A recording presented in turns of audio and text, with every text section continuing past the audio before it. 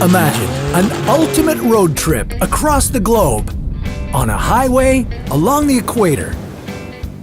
Wait, there's no highway along the equator? Yet. So, how about we build one? What would it take to construct the longest road on Earth? How long would you spend behind the wheel to complete this epic journey?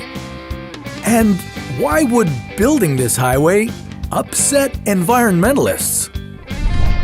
This is What If, and here's what would happen if we built a road around the world. There are about 64 million kilometers of all kinds of roads around the globe, but no single highway network that can take you from New York directly to Cape Town. The hypothetical freeway that we're about to build would easily take you from Colombia all the way to Indonesia.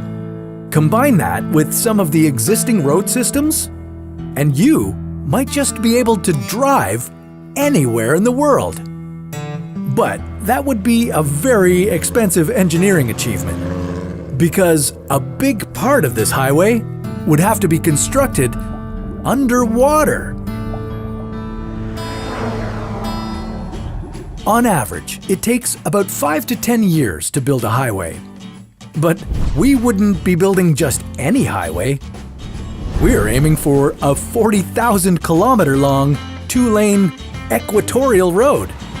To construct it in about the same time frame as a normal highway, we'd need to be working on different parts of it all at the same time. Our globe-spanning highway would require about 8 million skilled workers and some $9.2 trillion to build. Yeah, those are some whopping numbers to consider. And what would it be like to drive on it? I'd say it's pretty cool.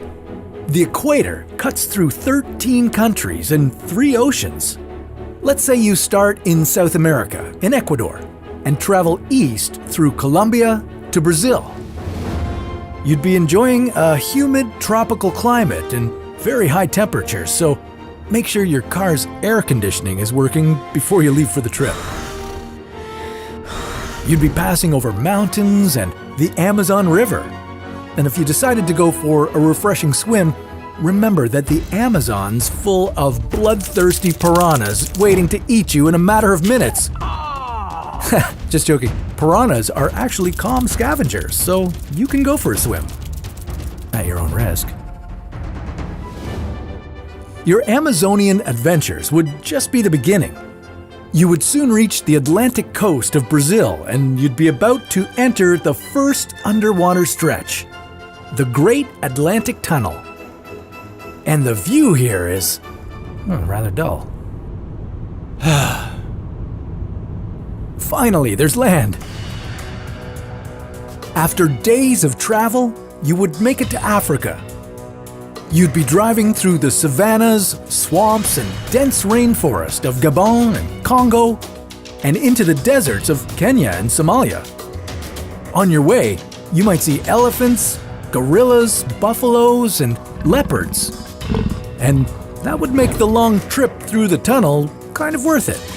But then, you run out of land and you enter another underwater tunnel. This time, it's the Great Indian Tunnel. Oh, I see land again. It's Indonesia with its 17,000 islands scattered around the equator.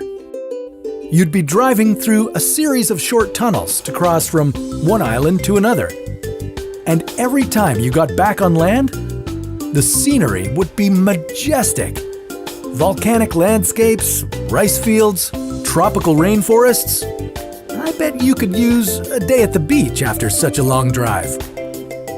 Okay, it's time to move on to the next tunnel, the Great Pacific Tunnel. Is it just me, or is this one like 3 times longer? No, this is the longest underwater stretch of the entire trip. And by the end of it, you'd have a little bonus in the form of the last exciting spot of the highway, the Galapagos Islands. a showcase of evolution where the most unusual forms of life are thriving in the wild. A feast for the eyes after that long drive. Then you would drive a little further through one last short underwater tunnel and end up right where you started, in Ecuador. Hey, congratulations!